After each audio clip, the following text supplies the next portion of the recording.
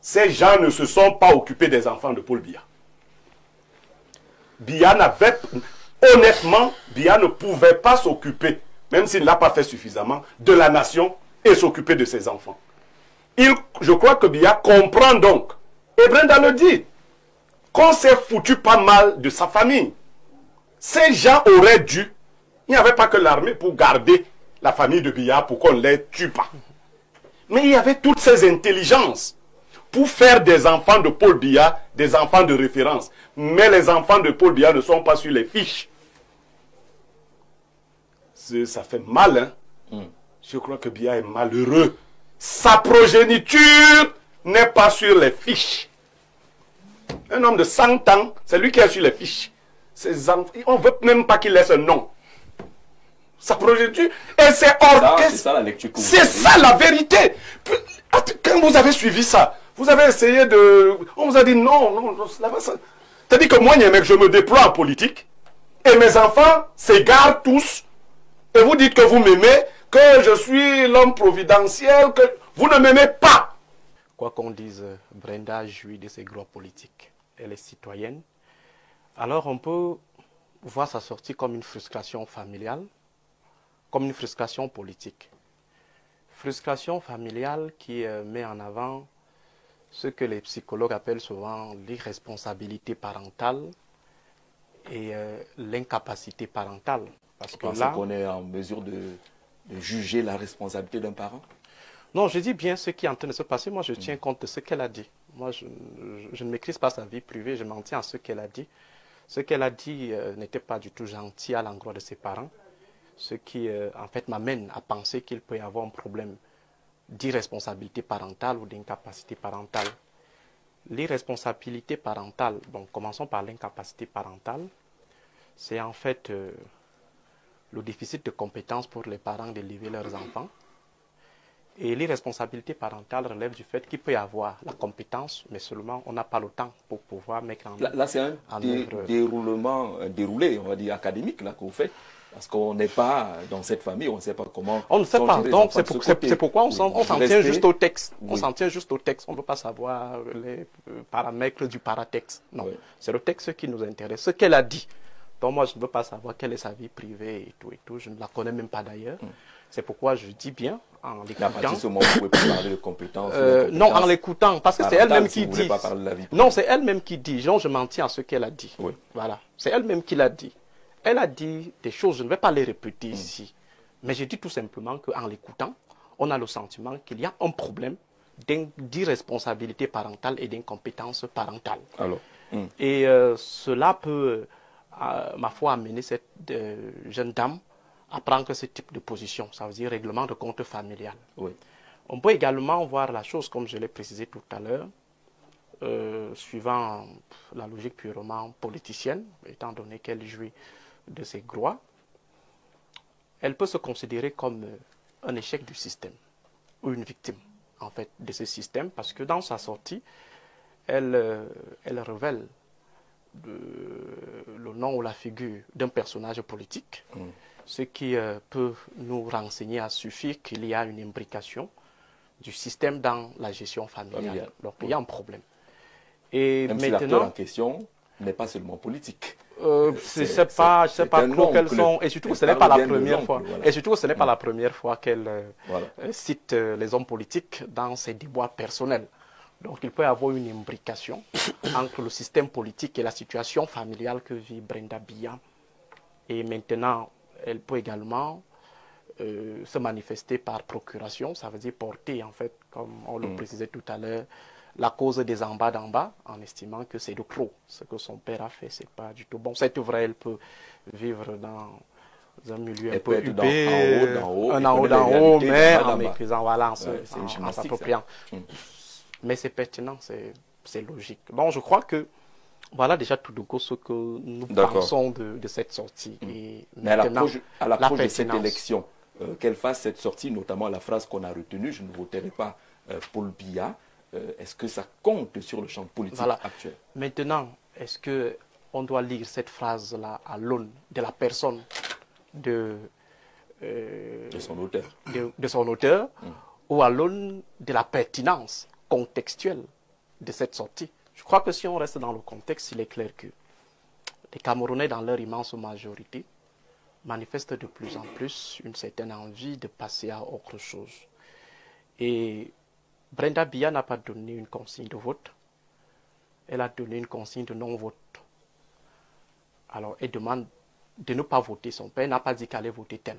Elle n'a pas demandé à quelqu'un d'aller voter tel. Donc, ça peut être soit l'abstention, soit peut-être un vote sanction. Mais toujours est-il qu'elle ne s'est pas déclarée, elle a juste dit ne votez pas Paul Biya. Alors, est-ce que c'est pertinent ce qu'elle dit? Je laisse tout un chacun faire une évaluation des 43 ans de règne de Paul Biya et tirer toute sa conclusion. Si les uns et les autres pensent que leur famille se porte bien après 42 ans de règne, leur quartier se porte bien, leur village se porte bien, alors à ce niveau, je crois qu'ils seront dans leur bon droit de demander à Paul Biya de fêter son 100e anniversaire au pouvoir. Mais pour nous autres qui maîtrisons la situation, des en bas d'en bas qui sommes avec au quotidien, je sors d'une tournée dans cette région du Cameroun où je faisais pratiquement 15 à 20 jours.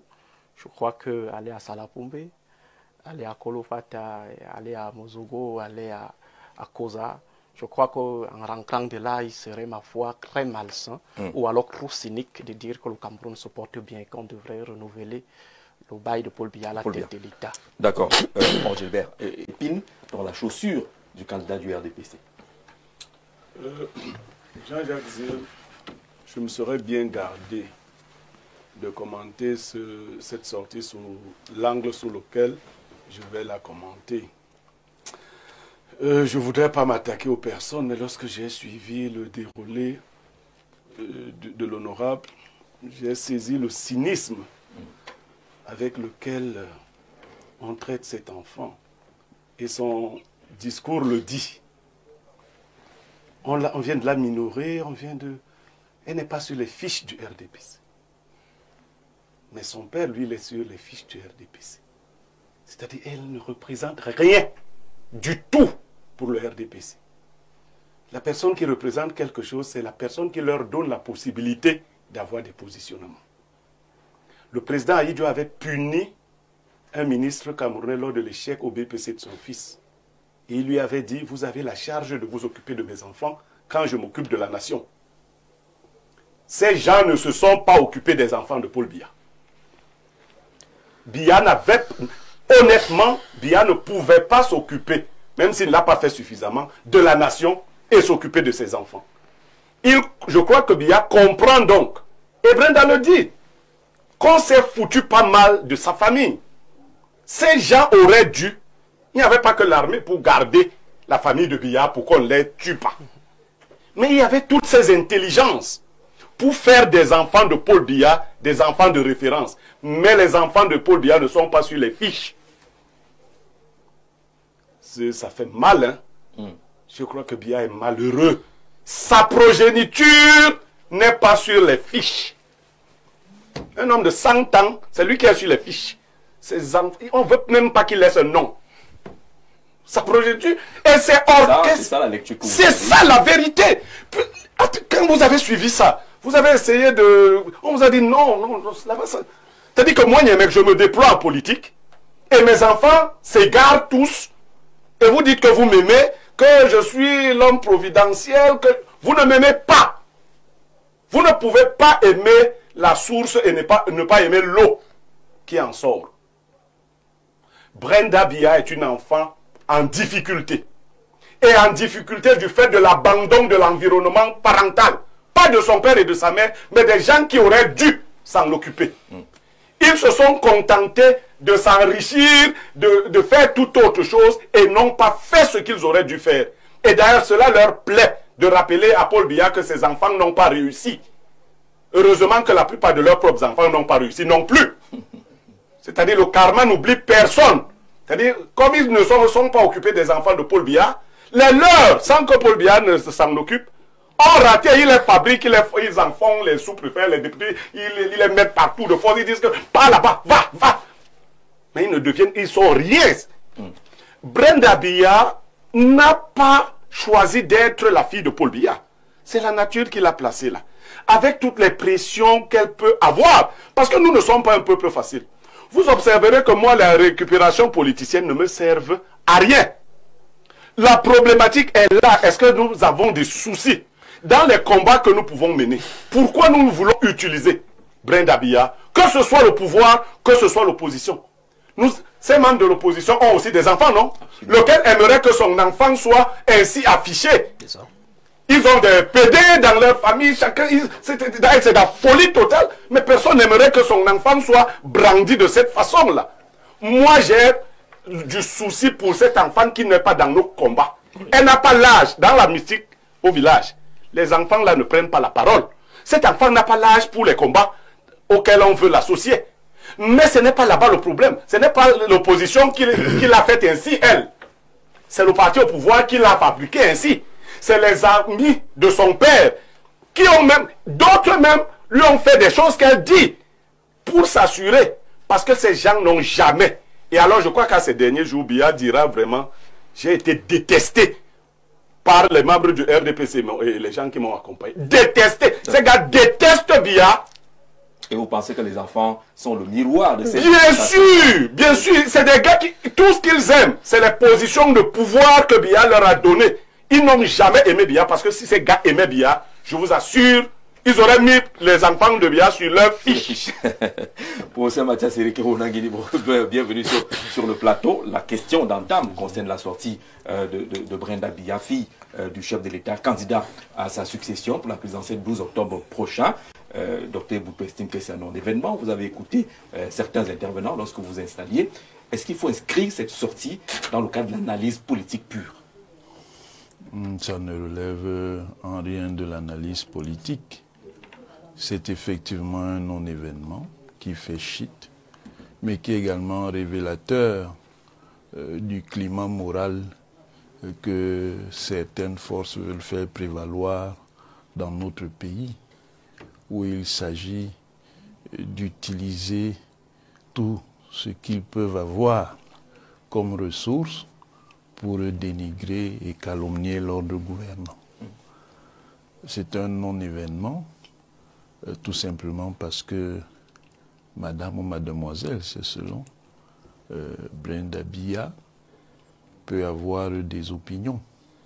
Et que je sache, jusqu'ici, ceux qui veulent l'utiliser contre le président Biya n'en avaient pas fait une ressource parce qu'ils pensaient plutôt que la figure de cette jeune femme restait dans une orbite favorable au président Paul Biya, qui est par ailleurs son père. Brenda Biya, que je sache jusqu'ici, n'est pas un prescripteur d'opinion pour qu'on se focalise. Et donc son opinion ne compte pas? Ce n'est pas que son opinion. L'opinion de tout le monde peut compter, mais les opinions ne comptent pas de la même manière et dans n'importe quel cadre. Mais l'opinion de la fille du chef devrait compter davantage. Non. La fille du chef de l'État est une citoyenne comme une autre. C'est pas parce qu'elle est la fille du chef de l'État que ça lui donnerait une qualité de quelque transcendance que ce soit. C'est une citoyenne, tout simplement. Donc je trouve que c'est particulièrement indécent. Ce qui se passe là, c'est indécent. Et c'est la marque. Ce qui est indécent, oui, c'est les tentatives d'instrumentalisation de cette sortie. C'est d'une indécence inqualifiable. Si ça avait été l'enfant d'une autre personnalité politique, vous auriez vu les mêmes s'indigner de cette utilisation-là. Donc, je trouve que ça relève de la misère morale la plus avancée. On fait quoi? On ne s'en occupe pas? On a quand même l'habitude. Ceux qui veulent s'en occuper, ceux qui veulent s'en occuper, oui, s'en occupent. Mais moi, je dis que ce type de comportement, c'est de la plus grande indécence morale. C'est la plus grande indécence morale. Et ça illustre bien le degré de désespoir de ceux qui, jusqu'ici, n'ayant pas été capables de battre Paul Biya, recourent à tous les types de techniques pour essayer de le déstabiliser. Mais si c'est ça qu'il propose aux Camerounais, je ne vous en dirai pas plus. Docteur Eboutou, en contexte de présidentiel, on interroge l'état des familles. Pourquoi est-ce qu'on n'interrogerait pas l'état de la famille à la lumière de la sortie de Brenda Bi? Non, je reste sur le postulat de départ et je suis parfaitement en symbiose avec le professeur Onangini. Je ne serais pas heureux de voir ma fille être instrumentalisée parce qu'elle aura pris des positions contre moi. Non. Et je crois que nous tous nous sommes parents ici. Je ne crois pas que quelqu'un parmi nous ici sur ce plateau serait heureux de voir qu'on instrumentalise son enfant pour qu'elle serve de bouc émissaire à des postures qui pourraient mettre à mal son parent. Mais ils ne sont pas allés la chercher, hein? Non. Elle est sortie d'elle-même. Je vous l'ai dit. je vous ai dit que cet enfant est forcément troublé quelque part. Nous la suivons d'une manière ou d'une autre. Jean-Jacques Zé, je crois, nous sommes amis sous une autre vie. Vous avez des enfants à l'étranger. Il ne me semble pas que le même amour que vous auriez pu accorder à vos enfants étant ici, ils l'ont étant là-bas. Et vous imaginez très bien que dans l'environnement où ils se retrouvent, c'est un environnement forcément où ils doivent s'autonomiser par plusieurs mécanismes. Et c'est déjà en soi une grosse entrave qui empêche déjà que son éducation soit complète. Ce que je veux dire, et qui reste vraiment mon principal postulat, c'est que je n'accepterai pas qu'aux fins de combat politique et même politicien, qu'on aille s'agripper, lorgner des positions d'une jeune dame qui n'a rien demandé, qui utilise le seul exutoire qu'elle a, les réseaux sociaux. Regardez tout ce qui se passe dans les réseaux sociaux chez nous. C'est devenu un exutoire où on règle des comptes systématiquement aux gens qui ne chantent pas des louanges telles que vous le vouliez. Je ne vais pas citer ceux qui se livrent et d'où ces gens sont affiliés politiquement. On les connaît. Parce que j'en suis la preuve des abjections que ces gens font sur les réseaux sociaux. Et donc, quand je le dis, je sais de quoi je parle. Et donc, voir, et je suis d'accord avec le professeur Ona, voir que ces gens reviennent aujourd'hui, eux, qui ont voué au Gémenou, cette jeune dame-là, en la traitant de tous les noms d'oiseaux, revenir la célébrer aujourd'hui parce qu'ils s'agrippent sur un propos qu'elle aurait lâché et en nous demandant de s'en inspirer pour créer le changement qu'ils veulent, j'ai dit c'est indécent. D'accord. Alors, sur la question, je sais que Libby Lobé n'a pas beaucoup de faveur au niveau des internautes. Hein, on dit que si c'était la fille de quelqu'un d'autre qu'on imagine, vous n'aurez pas tenu les mêmes positions. Mais la banalisation ambiante qu'on observe, la présidence n'a pas réagi.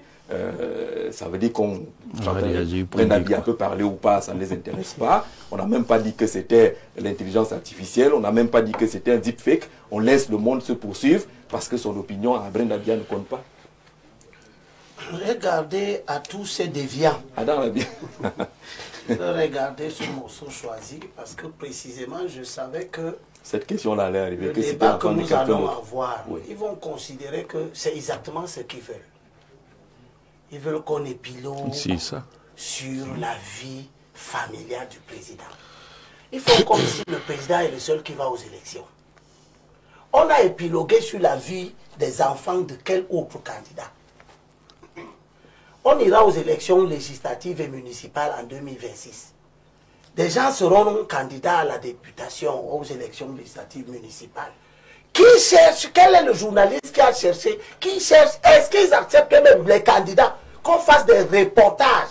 Moi, je me suis déjà ouvert à plus de 5 reportages qu'on fait chez moi, dans mon atelier, avec mes enfants. Demandez à vos collègues de la presse si les hommes politiques qui instrumentalisent ce genre de situation douloureuse acceptent même qu'on vienne faire des reportages chez eux, qu'on montre leurs origines, qu'on montre les maisons où ils habitent, qu'on montre où ils ont fréquenté. 99% des hommes politiques qui défilent ici sur les plateaux télévision, nous ne les connaissons pas. On ne connaît pas leur profil, on ne sait même pas qui ils sont. On les voit seulement parce que vous les fabriquez sur les plateaux télévision. Ah bon, c'est nous. Et ils sont les premiers à vouloir instrumentaliser ce qui relève de l'amour propre. Je ne suis pas avec vous. Vous pouvez dire tout ce que vous voulez dans les réseaux sociaux. Moi, je vous ai déjà dit que je ne fais pas la politique pour les réseaux sociaux. D'ailleurs, Umberto Eco dit que les réseaux sociaux ont donné la parole à des hordes d'imbéciles qui avant ne s'exprimaient pas du tout. Vous comprenez? cette fille ou cette dame a dit ce qu'elle a dit pour des raisons qui lui sont propres. Elle n'est pas un acteur politique. Si cette dame était dans le parti, les mêmes diraient que le président met ses enfants dans le parti. Vous savez, j'ai fréquenté beaucoup de pays. Vous n'êtes pas d'accord avec Blaireau qui pense que... Non, je ne suis... Blaireau fait exactement ce que ces gens veulent. C'est de mettre la vie privée, c'est de mettre, ce n'est pas le rôle des ministres de la République de s'assurer que les enfants du président étudient. Il y a un organe qui s'en assure. Je ne sais pas. Oui, tu devrais. Je ne sais pas. Peut-être même que ce que tu dis a une pertinence, à titre d'avertissement à tous ceux qui viendront faire des enfants au palais.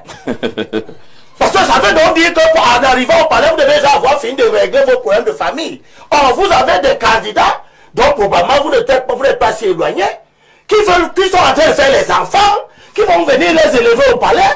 Ils risquent donc d'avoir la même situation parce que les charges de l'État seront si importantes qu'ils ne pourront pas. Ils vont peut-être prendre pour que toi tu viennes t'occuper chaque soir de la répétition des enfants. Eh bien, mon cher ami, un morceau choisi. On va sortir par là. Ça. Le Paul dit dans 1 Corinthiens chapitre 10, verset 23, toutes choses sont permises, mais toutes choses ne sont pas avantageuses. Toutes choses sont permises, mais toutes choses ne bâtissent pas. N'ayez pas l'impression que nous pouvons utiliser toutes sortes de discours pour gagner les élections. C'est faux. Ça ne marche pas. Ça fait 17 fois que nous échouons les élections parce que nous laissons que l'opposition soit dominée par des gens qui n'ont pas de combats politiques, qui ont des combats de personnes, des combats de frustration. Moi, je ne suis pas dans l'opposition parce que je suis frustré.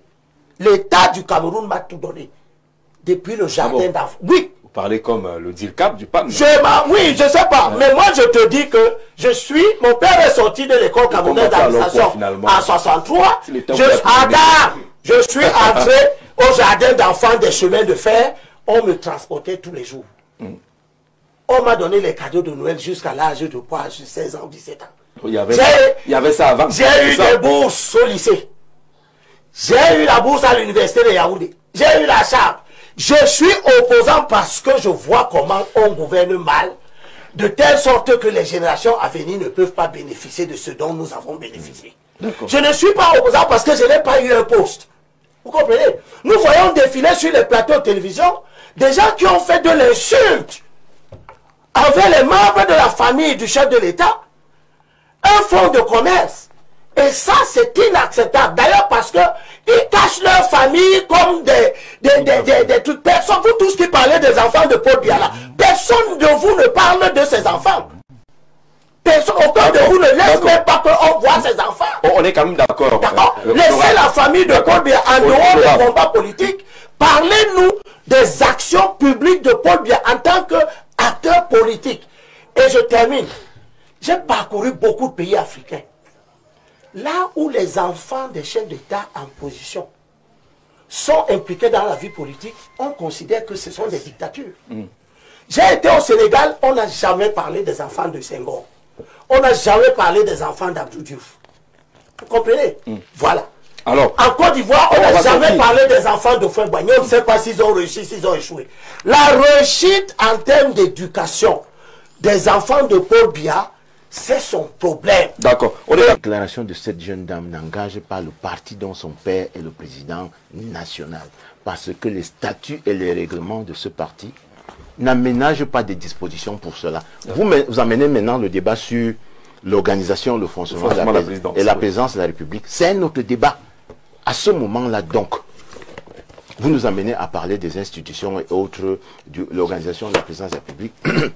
Les affaires réservées. Des affaires réservées. Oui. Et je dis une fois de plus que même à ce niveau, ça n'entre pas dans les fiches du RDPC. À la veille de l'élection présidentielle. Et j'ai essayé de vous ouvrir les yeux sur ce que fait le RDPC au quotidien depuis que la liste des candidats à l'élection présidentielle du 12 octobre est sortie.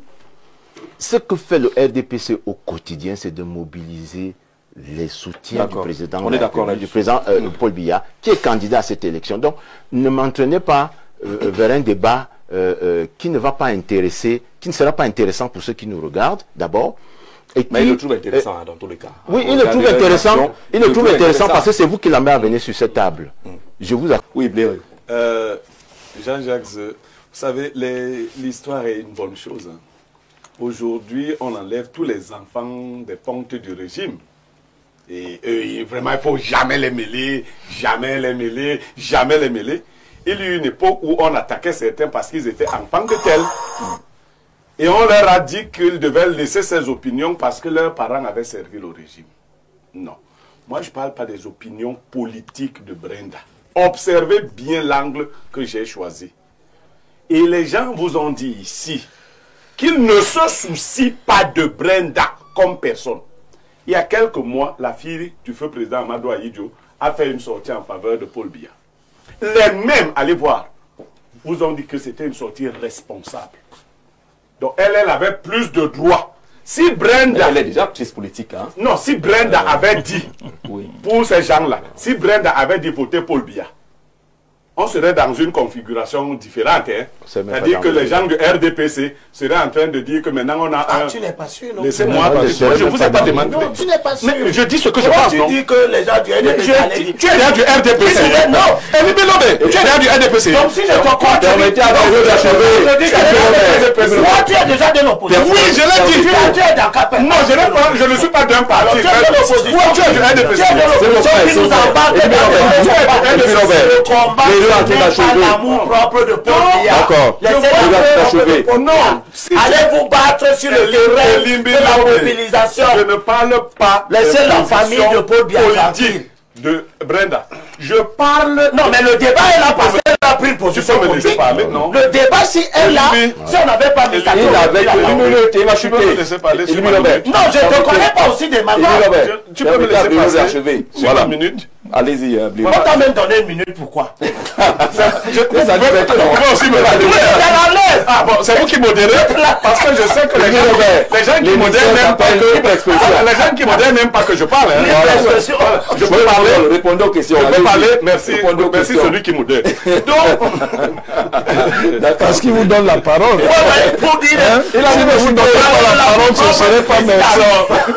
On va aussi parler de ton... Non, c'est Jean-Jacques qui vous la parole à Blériot. C'est Jean-Jacques, pas vous.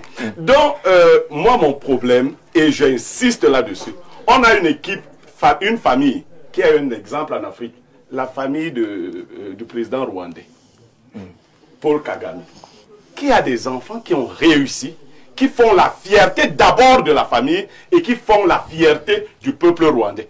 Si vous allez voir les postes qu'occupent ces enfants, non du fait du favoritisme, mais de la qualité de leur formation. Qu'est-ce que tu en sais? Ce que je sais, c'est que Elie Bilobé, tu prends des soins de bien élever tes enfants pour qu'on ne se moque pas de toi dehors. C'est ça que tu fais. C'est ça que j'essaye de faire. C'est ce que les gens auraient dû faire parce que Biya était occupé et qu'ils ont... Et je chute sur le point là.